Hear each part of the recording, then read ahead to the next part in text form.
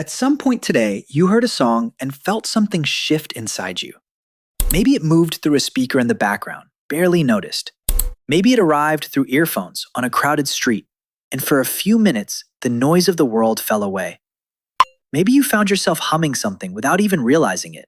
A melody surfacing from somewhere beneath thought, beneath language, beneath a version of yourself that has bills to pay and schedules to keep. You didn't choose that feeling. It chose you. And here's what makes that strange. The song probably had nothing to do with your life. The words may have described someone else's heartbreak, someone else's joy, a fictional landscape, an imagined night. And yet something in your chest responded as though it was yours, as though it had always been yours. That response is not modern. It is not cultural. It is not something the music industry invented or technology delivered. That response is ancient, older than cities, older than agriculture, older perhaps than language itself. And if you follow it far enough back through human time, you arrive somewhere extraordinary, at the very edge of what it means to be human. Let us go there now, not in years, but in feeling. Imagine a cold night somewhere in Europe, approximately 40,000 years ago. There is no sky glow from distant cities. The stars are overwhelming in their number. A fire burns low inside a cave, and several figures sit close to its warmth. They have survived another day, hunted, gathered, moved, feared. Their bodies carry the exhaustion of pure survival. And then, one of them does something that no creature before them had done in quite the same way. They pick up a hollow bone, the wing bone of a vulture, and they breathe into it. Sound moves through the dark. Not language, not warning, not instruction. Just sound, shaped deliberately, released into the silence of a world that had never heard anything like it before. We know this happened because we found the instrument. In 2008, archaeologists excavating the Hohlefels cave in southwestern Germany unearthed a flute carved from a vulture bone. Its finger holes precisely placed. Its design unmistakably intentional. Dated to around 40,000 years ago, it is among the oldest known musical instruments ever discovered. Nearby, another flute, this one carved from the ivory tusk of a mammoth. These weren't accidents. They were craft. They were art. They were desire made physical. But instruments this refined do not appear from nowhere. The capacity for music did not arrive suddenly in a cave in Germany. It had been building for far, far longer. To understand where music truly begins, you have to stop thinking of it as something humans make and start thinking of it as something humans are. Every human infant in every culture on Earth responds to rhythm before they can speak. Mothers across all known civilizations, separated by oceans, by centuries, by entirely different ways of understanding the world, have sung to their children. Not because they were taught to, because something in them knew to. Lullabies are not a cultural invention. They are a biological inheritance. When a mother hums softly over a frightened child, she is doing something that the nervous system of that child is already prepared to receive. The brain doesn't learn to respond to music. It arrives expecting it. This tells us something profound. Music is not a luxury that civilization added to human life. It is a feature that evolution built into human consciousness long before civilization existed. The question is why? Evolutionary psychologists have circled this question for decades, and the answers that have emerged are stranger and more moving than anyone expected. One of the most compelling theories suggests that music began as a tool for social bonding. Not bonding between two people, but bonding between groups. When early humans synchronized their movements, their breath, their voices, something remarkable happened in their brains. The act of moving together, clapping, swaying, breathing in rhythm, releases oxytocin, the same neurochemical triggered by touch, by trust, by love. Music, even without physical contact, creates the neurological sensation of closeness. Think about what that would have meant in a world where survival depended entirely on group cohesion.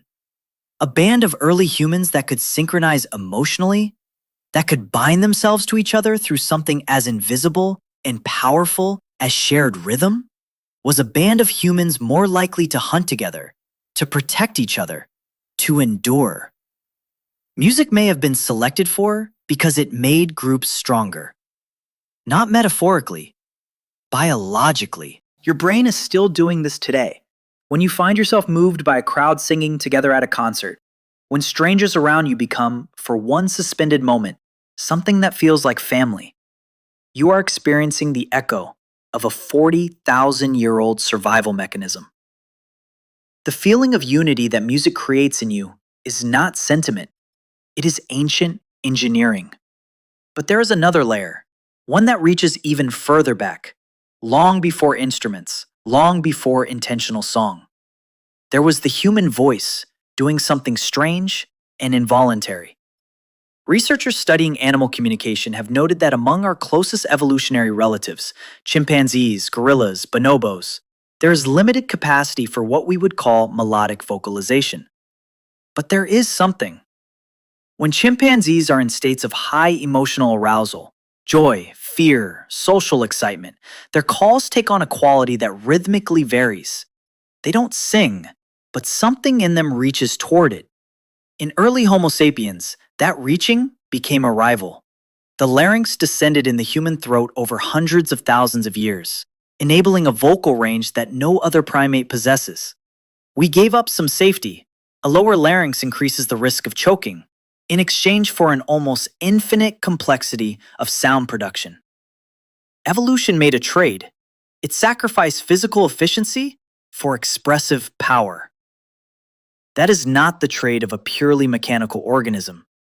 That is the trade of a creature for whom communication, emotional, complex, layered communication, had become critical to survival.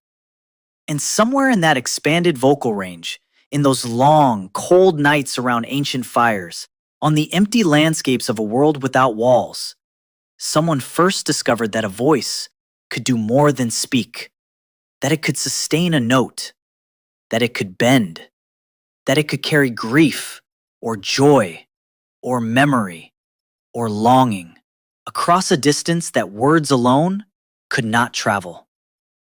Here's the part that rewrites how you think about ancient people.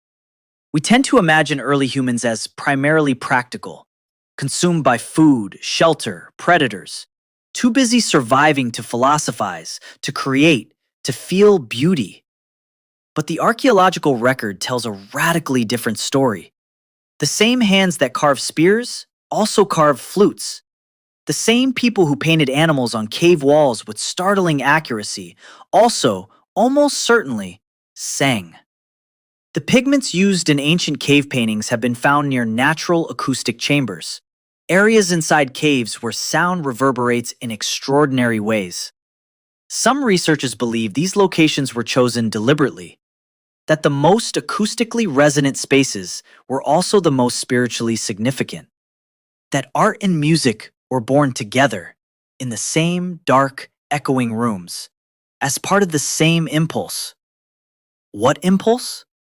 The impulse to make meaning, to take the raw, indifferent experience of being alive and transform it into something that could be shared, remembered, and felt by another person. That impulse is what separates human consciousness from every other form of consciousness we have ever encountered. And music was one of its earliest, most powerful expressions. The cave was not a studio. It was a cathedral. As human societies grew and diversified, music grew with them. It shaped itself to every culture it touched, and every culture shaped itself around it. In ancient Mesopotamia, harps and lyres appeared in burial sites, suggesting that music accompanied the dead into the next world. Not as decoration, but as necessity, as spiritual passage. In ancient Egypt, musicians held positions of sacred importance, their art considered a direct channel between the human world and the divine. In the ancient civilizations of China and India, mathematical relationships between musical tones were studied with the same seriousness applied to astronomy and medicine. Across the world, independently, human beings arrived at the same conclusion. Music is not entertainment. Music is structure. Music is meaning. Music is the architecture of invisible things. And the human brain was perfectly built to receive it. Music activates more regions of the brain simultaneously than almost any other human activity. It engages memory, emotion, motor function, language processing, and predictive reasoning all at once. When a melody does something unexpected, when it resolves in a way you didn't anticipate, or withholds resolution just long enough to make you ache, your brain releases dopamine, the same neurochemical released by food, by sex, by survival itself. Music can make your body respond as though something vital is at stake, even when nothing is. It can make your nervous system behave as though beauty is a form of survival. Perhaps it is. And this is where the ancient becomes personal again. That instinct never disappeared. The 40,000-year-old human who breathed into a hollow bone in a German cave and the person who hums unconsciously in the shower this morning are connected by something deeper than heritage. They share a nervous system designed for exactly this. They share a need, not metaphorical, not poetic, but neurological, to take the interior life and give it sound, to let the invisible things be heard. Modern life changed the tools. It did not change the impulse. You are continuing an ancient behavior every time music moves through you. Every time a song gives language to something you couldn't articulate. Every time rhythm steadies you when anxiety doesn't. Every time a melody carries you back to a moment you thought you had forgotten. That is not nostalgia. That is memory encoded in sound, preserved the way ancient humans preserve their most important things, not in writing, not in stone, but in the body, in the breath, in the beat of the blood.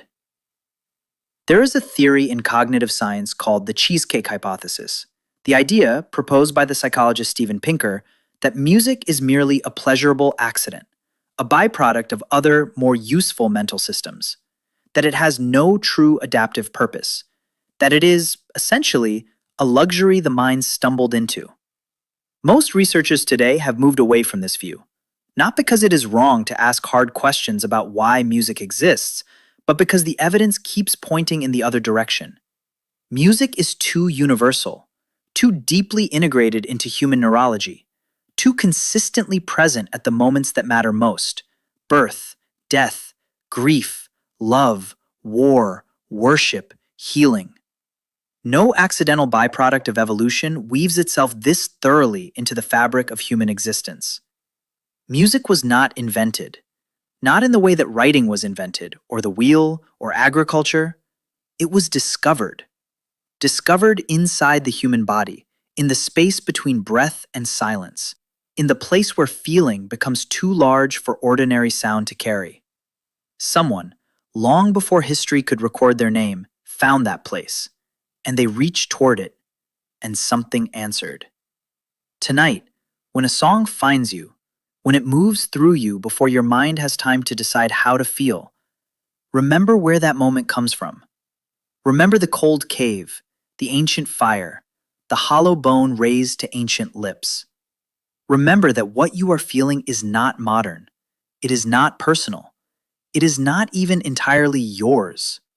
It belongs to every human being who has ever stood in the dark and discovered that sound could be more than signal, that it could be meaning and beauty, and the closest thing the human animal has ever found to touching the infinite. You didn't learn to love music. You were born remembering it.